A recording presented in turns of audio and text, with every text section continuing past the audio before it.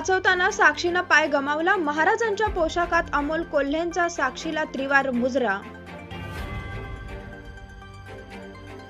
महाडच्या पोलादपूर तालुक्यातील केवणाळे गावात जेव्हा दरड कोसळली तेव्हा समोरच्या घरातलं 2 महिन्याचं बाळ वाचवण्यासाठी गेलेल्या क्रीडापटू साक्षी दाभेकरला आपला एक पाय गमवावा लागला. साक्षीने त्या बाळाला तर वाचवलं, मात्र ती एका पायाने दिव्यांग बनली. मात्र आता तिला पुन्हा एकदा दोन्ही पायावर उभं करण्यासाठी अनेक हात सरसावले आहेत. मंत्री एकनाथ शिंदे, महापौर किशोरी पेडणेकर यांच्यासह अनेकांनी साक्षीच्या मदतीने पुढाकार घेतला आहे. अशावेळी खासदार आणि अभिनेते डॉक्टर अमोल कोल्हे यांनी खास छत्रपती शिवाजी महाराज यांचा पेहराव परिधान करत साक्षीला नवं बळ धीर देण्याचा प्रयत्न केला आहे. साक्षी, जय शिवराय. जन्माला येणारा प्रत्येक माणूस म्हणून स्वतःसाठी जगतो, स्वतःच्या कुटुंबासाठी जगतो. पण बाळा, दरड कोसळत असताना त्या संकटाच्या वेळी तू जे धाडस दाखवलंस, तुझ्या ओळखीच्या कुटुंबाला, त्यांच्या लहानग्या बाळाला वाचवलंस, त्यासाठी तुला मानाचा मुजरा. कुठून आणलं हे वाघिणीचं काळीज, असं मला आदित्यताईंनी सांगितलं तुझ्यावर ओढवलेलं संकट. पण साक्षी, असंच एक संकट ओढावलं होतं भारतीय राष्ट्रीय व्हॉलीबॉलपटू अरुणिमा सिन्हावर. एका अपघातात तिला दोन्हीही पाय गमवावे लागले होते, पण त्यानंतर जिद्दीने अरुणिमा सिन्हा यांनी माउंट एव्हरेस्ट सर केलं. साक्षी, छत्रपती शिवाजी महाराजांच्या पदस्पर्शाने पावन झालेल्या रायगडाच्या भूमीतील लेक आहेस तू, जिजाऊंची लेक आहेस तू. तुला सुद्धा अशीच भरारी घेताना बघायचंय. तू स्वराज्य आणि जिजामाता मालिका पाहतेस हे कळलं, म्हणून तू मुद्दाम या पेहरावात तुझ्याशी बोलतोय. तुला सुद्धा भरारी घेताना बघायचं आहे, उमेदीनं उभं राहताना बघायचं आहे. तुला भेटायला मी लवकरच येईन, त्यामुळे तू लवकर बरी हो, पुन्हा उभी राहा. तुझ्या या धाडसाला, तुझ्या या शौर्याला माझा त्रिवार मुजरा. असा संदेश डॉक्टर अमोल कोल्हे यांनी साक्षीला पाठवला आहे. मुंबईच्या महापौर किशोरी पेडणेकर यांनी केईएम रुग्णालयात जाऊन साक्षीची भेट घेतली. शिवसेनेकडून साक्षी दाभेकरच्या कुटुंबियांना तातडीची मदत म्हणून आजच 1 लाख रुपयांचा धनादेश सुपूर्द करण्यात आला. साक्षी दाभेकरला लवकरच कृत्रिम पाय मिळणार आहे. सरकारने आपल्या मुलीच्या शौर्याची दखल घ्यावी आणि तिला पुढील उपचारासाठी मदत करावी, अशी मागणी कुटुंबियांनी केली होती. पेडणेकर यांच्यासह नगरविकास मंत्री एकनाथ शिंदे यांनी ही साक्षीची भेट घेतली. तसंच तिला कृत्रिम पाय मिळवून देण्याची जबाबदारीही त्यांनी स्वीकारली आहे. ब्युरो रिपोर्ट, ॲडव्हान्स खबर.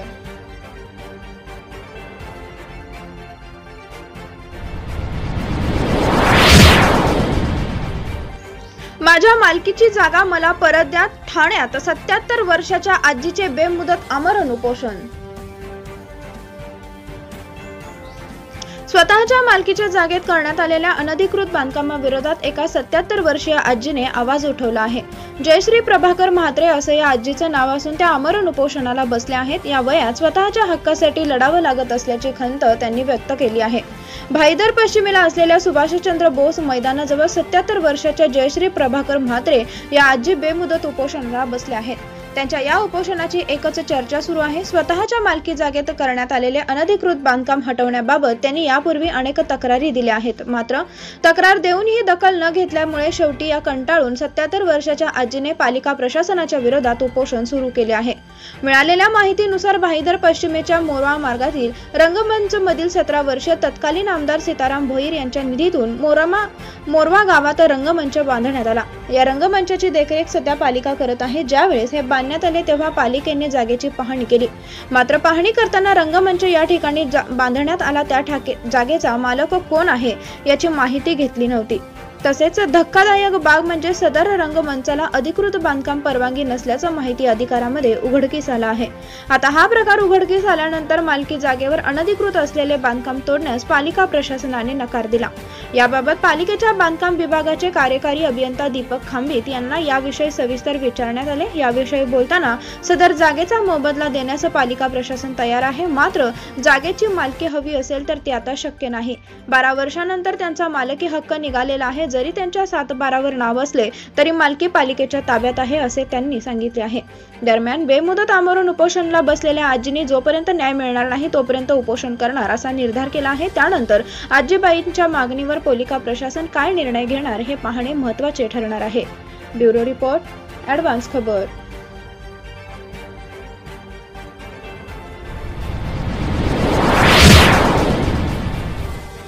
नशाबंदी मंडळाचे 3 वर्षाचे अनुदान प्रलंबित 54 लाख रुपये तत्काळ वितरित करण्याचे धनंजय मुंडे यांचे निर्देश. नशाबंदी मंडळ ही शासनाच्या व्यसनमुक्ती धोरणाची अंमलबजावणी करण्यासाठी राज्य शासनामार्फत कार्यरत असलेली एकमेव अनुदानित संस्था आहे. राज्यातील भावी पिढी व्यसनाधीन होऊ नये यासाठी ही संस्था काम करते। त्यामुळे पूर्ण वेळ कार्यरत असलेल्या या मंडळाचे 2018 पासूनचे 54,15,000 अनुदान तात्काळ अदा करण्यात यावेत असे निर्देश सामाजिक न्याय मंत्री धनंजय मुंडे यांनी दिले। याचबरोबर काळाची गरज ओळखून नशाबंदी संदर्भात मोठ्या प्रमाणात तरुणांचे प्रबोधन अत्यावश्यक असून त्याद्वारे महाराष्ट्राची प्रगती साध्य करता येणार आहे। नशाबंदी मंडळाचे काम आणि राज्याची व्याप्ती पाहता दरवर्षी वितरित होणाऱ्या अनुदानात वाढ करून 30 लाखावरून 60 लाख इतकी करण्याच्या कार्यवाहीला गती देण्याचे निर्देश सामाजिक न्याय मंत्री धनंजय मुंडे यांनी दिले। मंत्रालयात नशाबंदी मंडळ या संस्थेच्या अनुदान व कामकाजासंदर्भात आढावा बैठकीचे आयोजन करण्यात आले होते।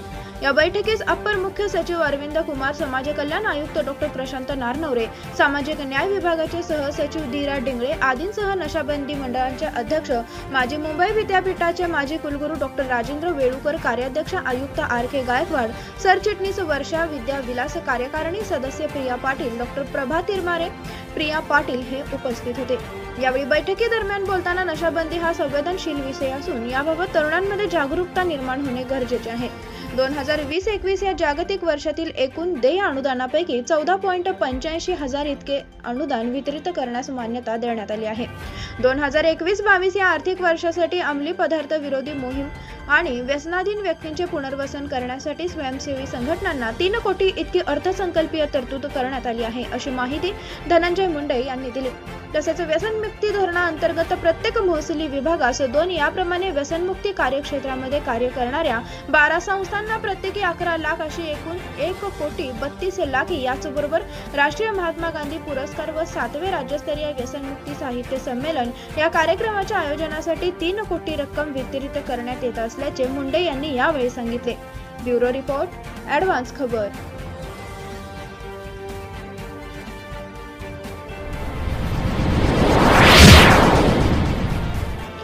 6 वर्षात सशस्त्र दलाच्या 680 जवानांची आत्महत्या तर दुर्घटनांमध्ये 1764 जवानांचा मृत्यू।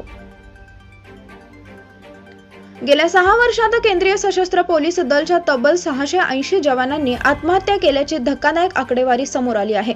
केंद्रीय गृहराज्यमंत्री नित्यानंद राय यांनी राज्यसभेत ही माहिती दिली। आत्महत्या केलेल्या जवानांमध्ये केंद्रीय राखीव पोलीस दल आणि सीमा सुरक्षा दलांमधल्या जवानांचा समावेश आहे। याशिवाय वेगवेगळ्या दुर्घटनांमध्ये 1764 जवानांचा मृत्यू झाल्याचंही समोर आलं आहे। राज्यसभेत एका लिखित प्रश्नाला उत्तर देताना गृहराज्यमंत्री नित्यानंद राय यांनी ही माहिती दिली। जवानांची आत्महत्या आणि अपघातामध्ये मृत्यू पावलेली आकडेवारी ही 2015 ते 20 दरम्यानची आहे। या कालावधीत विविध चकमकीमध्ये 323 जवानांना वीरमरण आले आहे। 2015 ते 2020 या 6 वर्षात सशस्त्र दल आणि आसाम रायफल्सने दिलेल्या आकडेवारीनुसार 680 जवानांनी मृत्यूला कंटाळलं। आत्महत्येमागे सर्वात प्रमुख कारण हे कौटुंबिक असल्याचं समोर आले आहे। याशिवाय आर्थिक विवंचना आणि आजारपणाला कंटाळूनही काही जवानांनी आत्महत्या केली असल्याचंही सांगण्यात आलंय। राष्ट्रीय गुन्हे रेकॉर्ड ब्युरोने दिलेल्या आकडेवारीनुसार 2014 ते 2018 या 5 वर्षाच्या काळात केंद्रीय सशस्त्र पोलीस दलाच्या 2200 जवानांचा मृत्यू झाला होता। 2018 मध्ये CAPFच्या 104 जवानांचा दुर्घटनांमध्ये मृत्यू झाला होता, तर 28 जणांनी आत्महत्या केली होती। यावर्षी 132 जवानांचा मृत्यू झाल्याचं समोर आलं आहे। ब्युरो रिपोर्ट, ॲडव्हान्स खबर।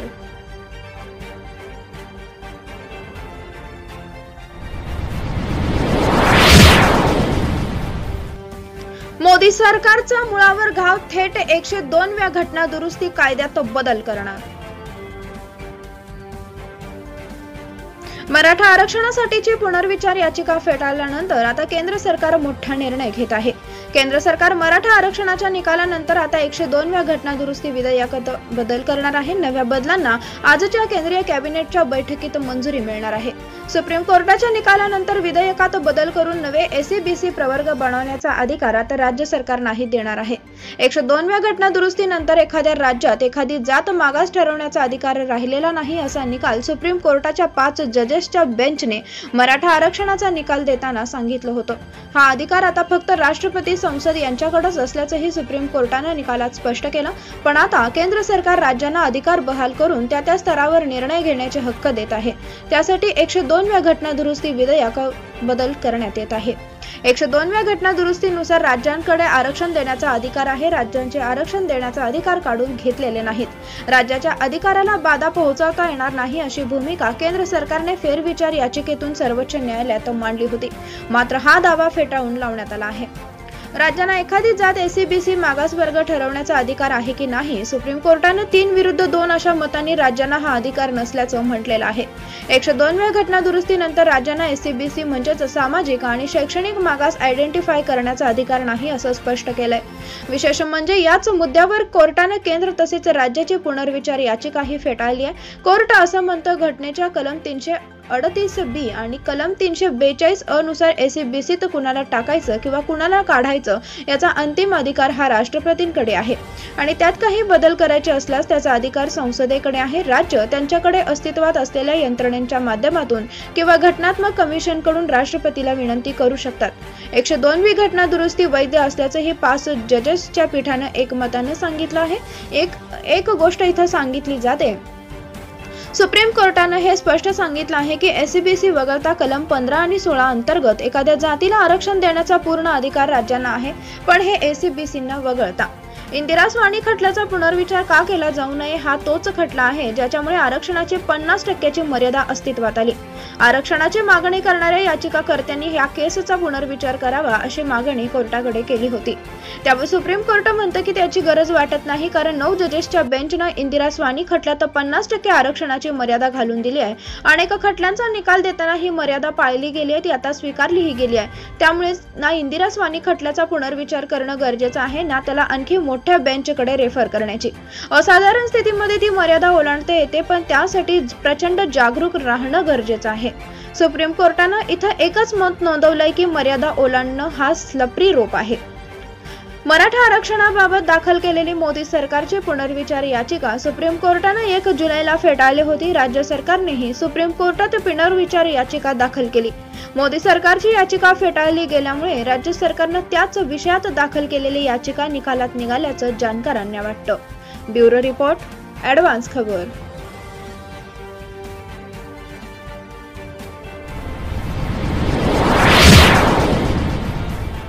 महाड यंदा 9,000 घरांची लॉटरी काढणार, सामान्यांचं स्वप्न सत्यात उतरणार. सर्वसामान्यांच्या घराचं स्वप्न सत्यात उतरवणारी महाड यंदा दसऱ्याच्या मुहूर्तावर घरांची लॉटरी काढणार असून या लॉटरीच्या माध्यमातून 9,000 घरं विक्रीसाठी उपलब्ध होणार आहेत. महाडचे कोकण मंडळाकडून याबाबतची जाहिरात देखील लवकरच प्रसिद्ध केली जाणार आहे. दसऱ्याच्या मुहूर्तावर या घराच्या लॉटरींची सोडत काढली जाणार आहे. लॉटरीमध्ये पंतप्रधान आवास योजनेअंतर्गत 6,500 घरं आणि कोकण मंडळ आवास परियोजनेअंतर्गत 2,000 आणि 20% योजनेअंतर्गत 500 घरांचा समावेश आहे. दसऱ्याच्या मुहूर्तावर महाडचे कोकण मंडळ 9,000 घरं विक्रीसाठी उपलब्ध करून देणार आहेत. ही घरं निम्न आणि मध्यम वर्गीयांच्या आवाक्यातील असतील.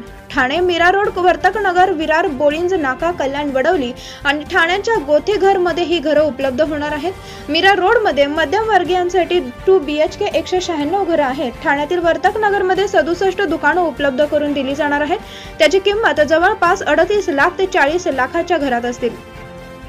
कोकण मंडळाच्या लॉटरीनुसार वडवली येथे 20 कासार वडवली 350 घरे अल्प उत्पन्न गटांसाठी असून या घराची किंमत 16 लाखांच्या जवळपास राहणार आहे.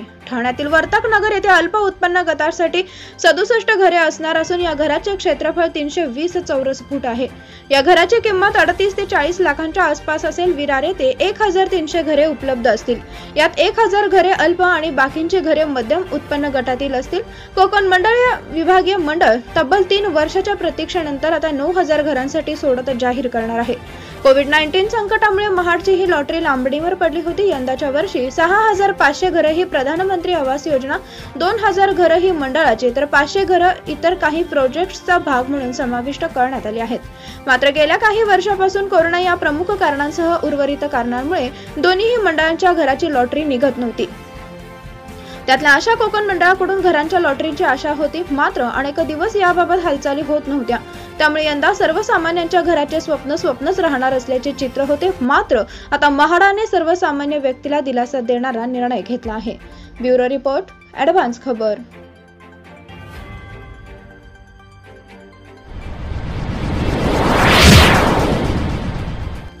मुंबई लोकलसाठी मनसे इरेला पेटली, थेट हायकोर्टात हस्तक्षेप याचिका। मुंबई लोकल प्रवासाबाबत मनसेने उच्च न्यायालयात हस्तक्षेप याचिका दाखल केली आहे। बार काउन्सिलने यापूर्वीच याचिका दाखल करून 2 लस घेतलेल्या वकिलांना लोकल प्रवासाची मुभा देण्याची मागणी केली आहे। त्यातच आता मनसेने हस्तक्षेप याचिका दाखल करून सर्वसामान्यांच्या लोकल प्रवासाची लावून धरली आहे। या याचिकेवर आता उद्या 5 ऑगस्टला सुनावणी होणार आहे। मनसेने आपल्या याचिकेत 2 लस घेतलेल्या सर्वांनाच लोकल प्रवासाची मुभा देण्याची मागणी केली। मनसे सरचिटणीस संदीप देशपांडे यांनी याबाबतची माहिती दिली। यावर आता कोर्ट काय निर्णय देतं हे पाहणं महत्त्वाचं आहे। कोरोना रुग्णसंख्या घटत झाल्याने राज्य सरकारने महाराष्ट्रातील निर्बंध शिथिल केले आहेत। राज्य सरकारने 22 जिल्ह्यांमध्ये निर्बंध शिथिल केले आहेत, तर 11 जिल्ह्यातील निर्बंध नियम जैसे ते ठेवले आहेत। मात्र मुंबई लोकल बाबत काहीही निर्णय घेतला नाही। अशा परिस्थितीत मनसेने सातत्याने 2 डोस घेतलेल्या सामान्य नागरिकांनाही मुंबई लोकल मधून प्रवास करू देण्याची मागणी केली होती। सर्व जणांच्या पाठीवर आपण शिवपंख लावून दिले तरीही त्यांना कामावर जाता येईल आणि त्रास पण होणार नाही, असा टोला मनसेचे सरचिटणीस संदीप देशपांडे यांनी लगावला। मुंबई लोकल मधून प्रवास करण्यास सर्वसामान्य जनतेला अद्यापही परवानगी न दिल्याने देशपांडेंनी ठाकरे सरकारला ट्विटवरून चिमटे काढले। कोरोना लसीचे 2 डोस घेतलेल्या नागरिकांना मुंबईत लोकलने प्रवास करण्याची परवानगी मिळावी म्हणून मनसे आक्रमक झाली आहे। गेल्याच आठवड्यात मनसे अध्यक्ष राज ठाकरे यांनी मुख्यमंत्री उद्धव ठाकरेंना याविषयी पत्र लिहिलं होतं। त्यानंतर मनसेचे नेते संदीप देशपांडे यांनी ट्विट करून राज्य सरकारला इशारा दिला, ज्यांनी लसीचे 2 डोस घेतले त्यांना लोकल प्रवासाची परवानगी द्या, नाहीतर मनसेला रेल भरो आंदोलन करावं लागेल, असं त्यांनी यावेळी म्हटलं होतं। ब्युरो रिपोर्ट, ॲडव्हान्स खबर।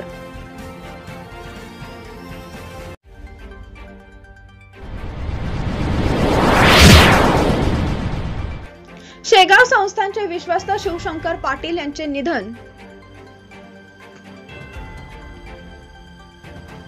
शेगाव संस्थानचे विश्वस्त शिवशंकर भाऊ पाटील यांचे दुःखद निधन झाले आहे। ते 82 वर्षाचे होते।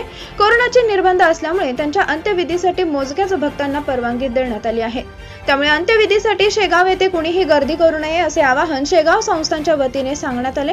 मागील काही दिवसापासून त्यांच्यावर घरीचे उपचार सुरू होते। उपचारादरम्यान त्यांचं निधन झालं।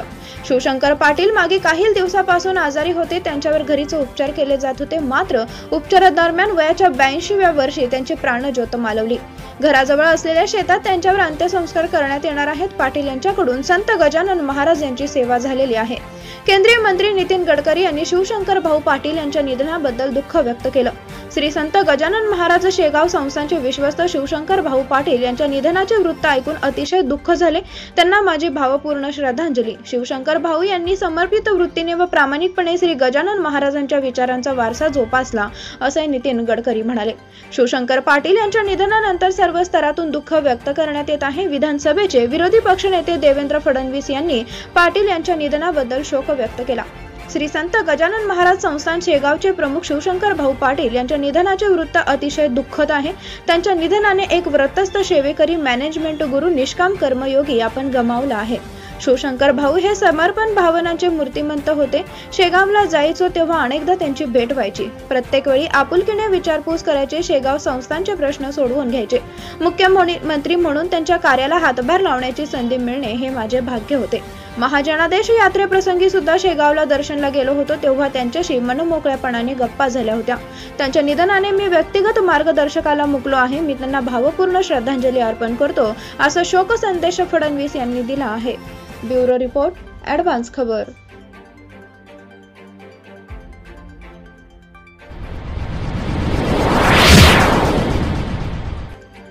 सर्व शिक्षा अभियान 2.0 ला मंजुरी, मोदी सरकारचा मोठा निर्णय, 2.74 लाख कोटी रुपयांची तरतूद।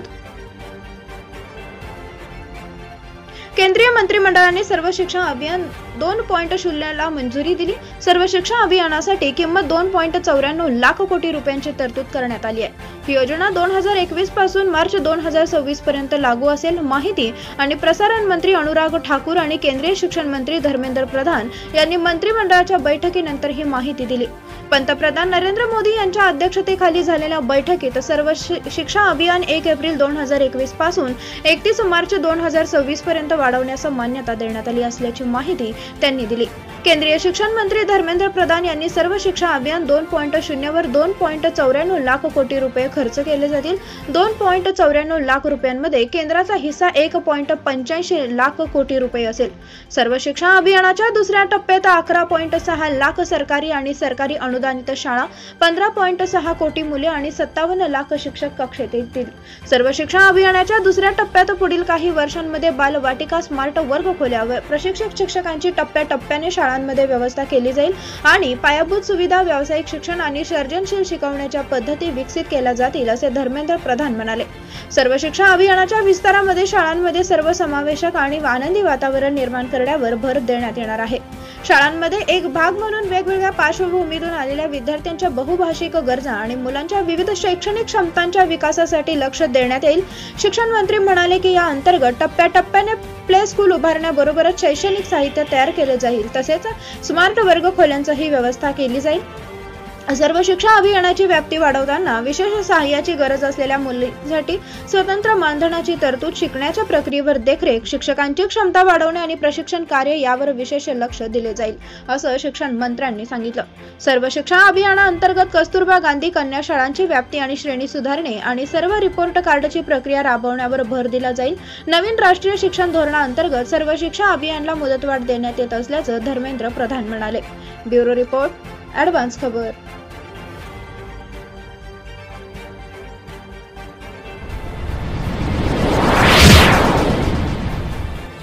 संसदेतील गोंधळांचे खापर विरोधकांवर फोडून तुमच्या त्या लोकशाहीचं श्राद्धच घाला, सामनातून केंद्र सरकारवर हल्लाबोल। अनेक विषयावर संसदेत विरोधकांना बोलायचे आहे, पण सरकार पक्ष पेगाससची ढाल पुढे करून या सर्व विषयापासून पळ काढत आहे। हे चांगल्या लोकशाहीचं लक्षण अजिबात नाही। संसदेतील गोंधळांचे खापर विरोधकावर फोडून तुमच्या त्या लोकशाहीचं श्राद्धच घाला, अशा शब्दात आजच्या शिवसेना नेते आणि खासदार संजय राऊत यांनी सामना अग्रलेखातून केंद्र सरकारवर हल्लाबोल केला आहे। पेगासस हा मुद्दा काय आहे, त्यांच्या सामान्य जनतेशी काय संबंध, असे सरकार पक्षाचे म्हणणे आहे। आता राष्ट्रीय सुरक्षा हा जर राष्ट्रहिताचा मुद्दा होत नसेल तर काय बोलायचे। बिहारचे मुख्यमंत्री नितीश कुमार हे देखील पेगासस चौकशीसाठी अनुकूल आहेत। आता नितीश कुमारांचे काय करणार आहेत, असा सवाल ही अग्रलेखातून विचारण्यात आलाय। पेगासस जासूसी प्रकरण हे राष्ट्रीय सुरक्षेचे गंभीर प्रकरण आहे। इस्रायलकडून पेगासस खरेदी करून भारतातील राजकारणी, पत्रकार, लष्करी अधिकारी यांच्यावर पाळत ठेवण्यात आली। हे केंद्र सरकारला वाटते तितके सोपे प्रकरण आहे का? या विषयावर संसदेत चर्चा व्हावी व पंतप्रधान किंवा गृहमंत्र्यांनी त्यावर खुलासा करावा, ही विरोधकांची मागणी लोकशाहीला धरूनच आहे, पण सरकार ऐकायला तयार नाही। म्हणजे लोकशाही संसदेत संकेत, विरोधकांच्या भावना पायदळी तुडवून तुम्ही पुन्हा आम्हीच लोकशाहीचे रक्षक, असे सरकार पक्ष बोलत आहे।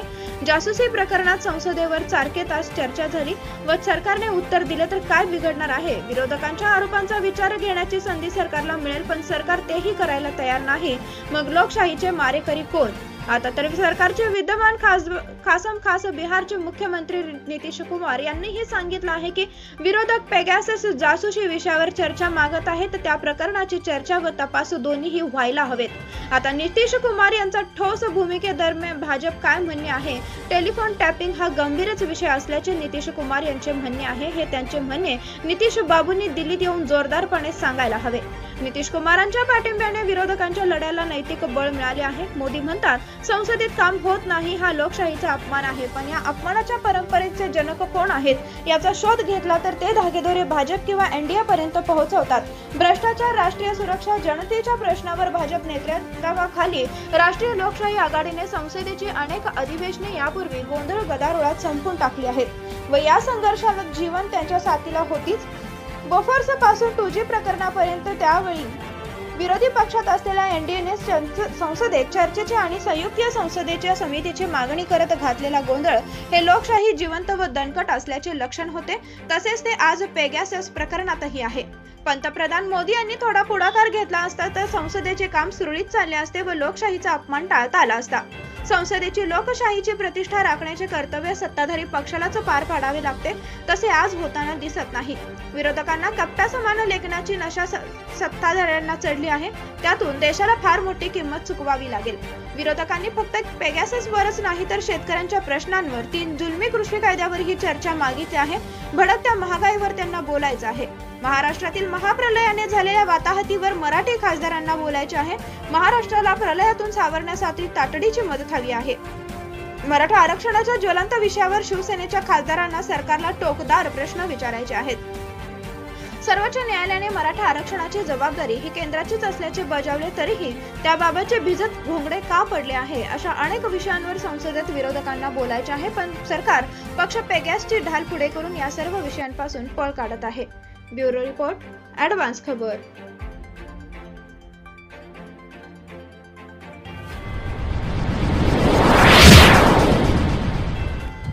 कुमार मंगलम बिर्लाच्या त्या पत्रामुळे वोडाफोन आयडियाच्या समभागाच्या किमतीत घसरण. आदित्य बिर्ला समूहाचे अध्यक्ष कुमार मंगलम बिर्ला यांनी केंद्र सरकारला लिहिलेल्या पत्रामुळे भांडवली बाजारात वोडाफोन आयडियाच्या समभागाने आपटी खाल्ली आहे. सलग दुसऱ्या दिवशी वोडाफोन आयडियाचा समभाग डळमळीत होताना दिसला. दुपारच्या सत्रात या समभागाची किंमत 6.12 रुपये इतकी होती. तत्पूर्वी मंगळवारी वोडाफोन आयडियाच्या समभागाने 6.3 रुपये ही 52 आठवड्यातील निचाकी पातळी गाठली होती. या कंपनीची आर्थिक व्यवस्था चांगली नाही. कंपनीच्या डोक्यावर तब्बल 50,000 कोटींचे कर्ज आहे. त्यामुळे वोडाफोन आयडियाकडून लवकरच गाशा गुंडाळला जाण्याची शक्यता आहे. आदित्य बिर्ला समूहाचे अध्यक्ष कुमार मंगलम बिर्ला यांनी कर्जाच्या विळख्यात सापडलेल्या वोडाफोन आयडिया लिमिटेड कंपनीतील आपला हिस्सा सरकार किंवा अन्य कंपनीला विकण्याची तयारी दर्शवली आहे. कुमार मंगलम बिर्ला यांनी कॅबिनेट सचिव राजीव गौबा यांना पत्र लिहून या संदर्भात माहिती दिली होती. वोडाफोन आयडिया लिमिटेडच्या डोक्यावर 58,254 कोटी रुपयांचे कर्ज होते. त्यापैकी 7,854.34 कोटी रुपयांचे कर्ज कंपनीने फेडले होते. मात्र अजूनही कंपनीच्या डोक्यावर 50,399.63 कोटींचे कर्ज आहे. वोडाफोन आयडिया लिमिटेडमध्ये कुमार मंगलम बिर्ला यांचा 27% हिस्सा आहे. त्यांनी राजीव गौबा यांना पाठवलेल्या पत्रात म्हटले आहे की स्पेक्ट्रमचे पैसे भरण्यासाठी पुरेसा अवधी आणि अन्य काही गोष्टी जुळून न आल्याने कंपनीत कोणतीही गुंतवणूक करण्यास इच्छुक नाही, असे कुमार मंगलम बिर्ला यांनी म्हटलं आहे. गेल्याच महिन्यात केंद्र सरकारने वोडाफोन आयडिया लिमिटेडला परकीय गुंतवणुकीच्या माध्यमातून 15,000 कोटी रुपयांचा निधी उभारण्याची परवानगी दिली होती. मात्र सरकारी धोरणांमुळे कोणतीही कंपनीत गुंतवणूक करण्यास तयार नाही, असे कुमार मंगलम बिर्ला यांनी म्हटलं आहे. वोडाफोन आयडियाने आपल्या 27 कोटी वापरकर्त्यांना ऑनलाईन फसवणूक करण्यापासून दूर राहण्यास सांगितलं आहे. हे फसवणूक करणारे नो युअर कस्टमरच्या माध्यमातून वापरकर्त्यांना लक्ष्य करत आहेत. सायबर फसवणुकीसंदर्भात एअरटेलने जारी केलेल्या ॲडव्हायझरीनंतर व्हीआयचा इशारा देण्यात आला. एअरटेलच्या सर्व ग्राहकांना उद्देशून लिहिलेल्या पत्रात फसवणूक करणारे नवीन तंत्रज्ञानाद्वारे मोबाईल वापरकर्त्यांना कसे शिकार बनवत आहेत हे मुख्य कार्यकारी अधिकारी गोपाळ विठ्ठल यांनी सांगितलं आहे. असाच एक प्रकार आता व्हीआय सबस्क्राईब मध्येही दिसून येत आहे, जिथे वोडाफोन आयडियाचे कर्मचारी बनून फसवणूक करणारे लोक त्यांचा वैयक्तिक डाटा लोकांकडून घेत आहेत आणि वापरकर्त्यांना धमकावत आहेत. यापासून सावध राहावे असे कंपनीच्या वतीने ग्राहकांना सांगण्यात आले आहे. ब्युरो रिपोर्ट, ॲडव्हान्स खबर.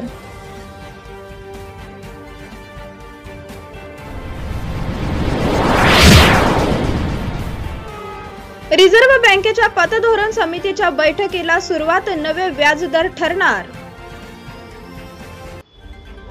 रिझर्व्ह बँकेच्या पतधोरण आढावा समितीच्या बैठकीला बुधवारपासून सुरुवात झाली.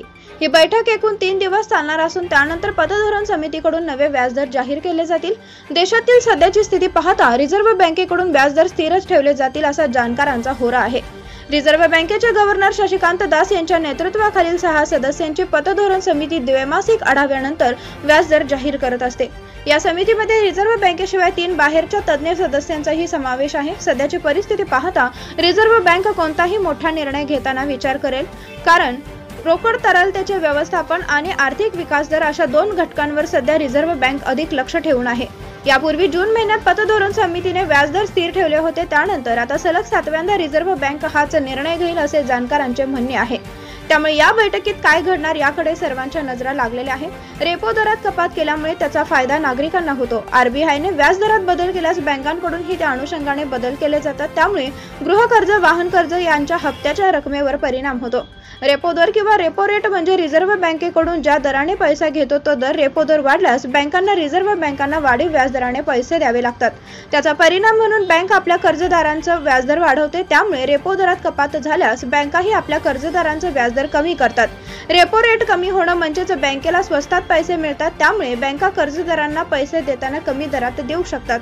रिव्हर्स रेपो रेट म्हणजे रेपो रेटच्या अगदी उलट। जशा बँका आरबीआय कडून कर्ज घेतात तसा आरबीआय ही बँकांकडून कर्ज घेते, ठेवी ठेवल्या जातात।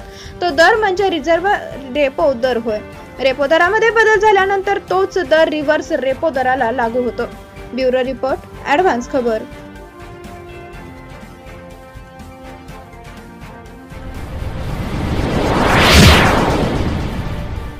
मराठा आरक्षणासाठी केवळ राज्यांना अधिकार देऊन फायदा नाही, अशोक चव्हाण। केंद्र सरकारने 102व्या घटना दुरुस्तीमध्ये बदल करून आरक्षणाचा अधिकार पुन्हा एकदा राज्य सरकारकडे देण्याचा निर्णय घेतला आहे। त्याबाबतचा महत्त्वाचा निर्णय आज केंद्रीय मंत्रिमंडळाच्या बैठकीत घेण्यात आला। मागास प्रवर्ग ठरवून आरक्षण देण्याचे अधिकार राज्यांना देण्याबाबतचा प्रस्ताव केंद्रीय मंत्रिमंडळ समितीने मंजूर केला आहे, असे ट्विट खासदार संभाजीराजे छत्रपती यांनी केले। मात्र फक्त राज्यांना अधिकार देऊन काही फायदा होणार नाही, तर आरक्षणाची 50% मर्यादा वाढवणं गरजेचं असल्याचं मराठा आरक्षण विषयक समितीचे अध्यक्ष आणि सार्वजनिक बांधकाम मंत्री अशोक चव्हाण यांनी सांगितलं। आरक्षणाची मर्यादा 50% आहे, त्यामुळे मराठा समाजाला आरक्षण मिळू शकलं नाही। केंद्रीय मंत्रिमंडळात आज आरक्षणाबाबत निर्णय घेण्याचा अधिकार राज्य सरकारना दिला आहे। मात्र राज्यांना केवळ अधिकार देऊन फायदा नाही, तर इंदिरा सहानी प्रकरणातील निर्णयावर शिथिलता दिली पाहिजे, अशी मागणी अशोक चव्हाण यांनी यावेळी केली। मुख्यमंत्री उद्धव ठाकरे आणि मी स्वतः आरक्षणाची 50% मर्यादा हटवण्याची मागणी केली होती। अन्य राज्यांनीही तशी मागणी यापूर्वी केली आहे। मात्र सर्वोच्च न्यायालयात केंद्र सरकारनं या मागणीबाबत भूमिका मांडली नाही, तर केवळ चालढकल केल्याचा आरोपही चव्हाण यांनी केलाय।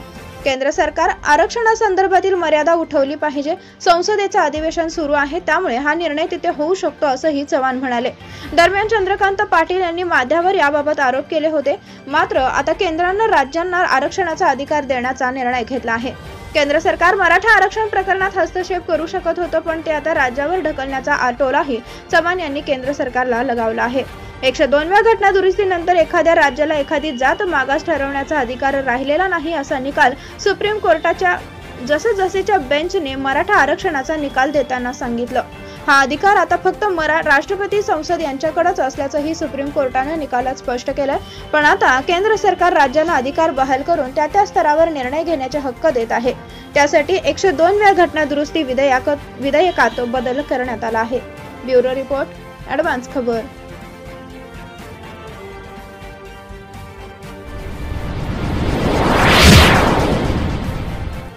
नाव न सांगण्याच्या अटीवर मुंबईतल्या सर्वसामान्य व्यक्तीकडून पांडुरंगा चरणी 1 कोटी रुपयांचं दान। पंढरीचा पांडुरंग हा गरिबांचा बालाजी म्हणून ओळखला जातो। अनेक भाविक दर्शनासाठी शेकडो मैल पायी येतात आणि सावळ्या विठुरायाच्या चरणी लीन होतात। याच विठुरायाच्या दानपेटीत मुंबईतील एका सामान्य कुटुंबातील भाविकाने नाव न सांगण्याच्या अटीवर तब्बल 1 कोटी रुपयांचे दान मंदिर समितीला दिले आहे। मुंबईमधल्या एका कुठल्याशा भागात राहणाऱ्या एका सर्वसामान्य विठ्ठल भक्ताने ही देणगी दिली आहे। मंदिर समितीच्या इतिहासामध्ये प्रथमच एका भाविकाकडून 1 कोटीचे दान मिळालं आहे। कोरोना काळामध्ये विठ्ठल मंदिर मागील अनेक महिन्यांपासून बंद आहे, परिणामी मंदिराला येणाऱ्या देणग्यांमध्ये मोठी घट झाली। अशातच एका भाविकाने 1 कोटीची देणगी दिल्याने मंदिर समितीला मोठा आर्थिक आधार मिळाला आहे।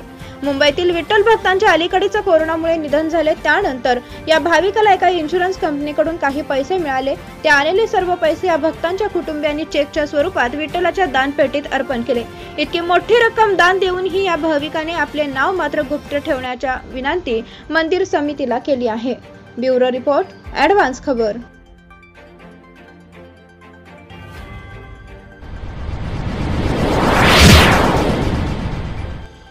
ठाकरेच्या उमेदवारांच्या मनगटावर फडणवीसांचे नाव, नरेंद्र यांच्या हातावर देवेंद्र टॅटू। माथाडी कामगार नेते नरेंद्र पाटील यांनी आपल्या हातावर देवेंद्र हे नाव कोरले आहे। माजी मुख्यमंत्री आणि विधानसभेचे विरोधी पक्ष नेते देवेंद्र फडणवीस यांच्या नावावरूनच नरेंद्र पाटलांनी हा टॅटू बनवून घेतला आहे। देवेंद्र फडणवीस सर्व समाजाला न्याय देण्याचा प्रयत्न करत आहेत अशा भावना नरेंद्र पाटील यांनी व्यक्त केल्या। नरेंद्र पाटील यांनी शिवसेनेच्या तिकिटावर सातारा लोकसभा मतदारसंघातून निवडणूक लढवली होती। माथाडी कामगार नेते नरेंद्र पाटील यांनी स्वतःच्या डाव्या हाताच्या मनगटावर देवेंद्र हे नाव कोरलं आहे। विरोधी पक्ष नेते देवेंद्र फडणवीस यांचंच हे कोरलेलं नाव आहे असं नरेंद्र पाटलांनी स्पष्ट केलंय। त्याचं कारण म्हणजे एकदा देवेंद्र फडणवीस म्हणाले की नरेंद्र पाटील हे आमच्या मनात आहेत आणि म्हणूनच देवेंद्रजी माझ्या मनात आहेत आणि मी फक्त त्यांचं नाव हातावर कोरलं आहे आणि याचा मला आनंद आहे। मला खूप बरं वाटतंय कारण ते आता सर्व समाजाला न्याय देण्याचा प्रयत्न करत आहेत अशा भावना नरेंद्र पाटील यांनी व्यक्त केल्या। नरेंद्र पाटील हे माथाडी कामगारांचे नेते म्हणून ओळखले जातात। नरेंद्र पाटील यांनी 2019 मधील लोकसभेची निवडणूक सातारा मतदारसंघाकडून शिवसेना उमेदवार म्हणून लढवली होती। मात्र महाविकास आघाडी सरकारचे येऊन 1.5 वर्ष उलटलं तरी माथाडी कामगारांचे प्रश्न मुख्यमंत्री उद्धव ठाकरे यांनी सोडवलं नसल्याचं सांगत मार्च 2021 मध्ये नरेंद्र पाटलांनी शिवसेनेला जय महाराष्ट्र केला होता। नरेंद्र पाटील हे माथाडी कामगारांचे नेते, माथाडी कामगार संघटनेचे संस्थापक अण्णासाहेब पाटील यांचे सुपुत्र तसेच विधिमंडळाचे माजी आमदार आहेत। नरेंद्र पाटलांनी शिवसेनेकडून सातारा मतदारसंघातून लोकसभेची निवडणूक लढवली होती। सातारा मतदारसंघातून पराभवानंतर 1.5 वर्षांनी शिवसेनेला रामराम ठोकला। ब्युरो रिपोर्ट, ॲडव्हान्स खबर।